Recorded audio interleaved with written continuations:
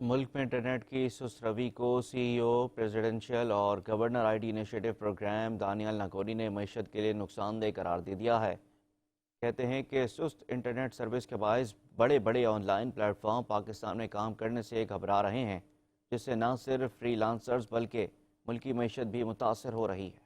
پاکستان میں صارفین کو انٹرنیٹ سروس میں رکاوٹ کے باعث سوشل میڈیا پلیٹ فارمز تک رسائی میں مشکلات کا سامنا ہے۔ 5 نیوز سے گفتگو کرتے ہوئے C E O I T initiative program Daniyal Nagori نے کہا، بے روزگاری کی وجہ سے لوگ پاکستان سے باہر جا رہے ہیں۔ ان تمام حالات کے باوجود آئی ٹی کا شعبہ ہمیں اس بحران سے نکال سکتا ہے۔ یہ جو تمام حالات ہیں ان کے باوجود بھی وے فارورڈ کیا ہے؟ I T. ایک ہمارے پاس آئی ٹی ہی بچی ہوئی ہے جو کہ ہمیں ان مشکل حالات سے نکال سکتی ہے۔ کرنٹ فسکل ایئر کے فرسٹ منتھ میں آئی ٹی ایکسپورٹ انکریز ہوئی ہے تقریباً کوئی اپروکسیمیٹلی $200 ملین کے قریب۔ تو آپ دیکھیں ان حالات کے باوجود بھی آئی ٹی ایکسپورٹ انکریز ہو رہی ہے۔ دانیال ناگوری نے کہا، سست انٹرنیٹ سروس کی وجہ سے بڑے بڑے online platforms Pakistan میں کام کرنے سے گھبرا رہے ہیں۔ انٹرنیشنل مارکیٹ سے کسی کلائنٹ نے مجھ سے کام کروانا ہے تو وہ کیسے کروائیں گے؟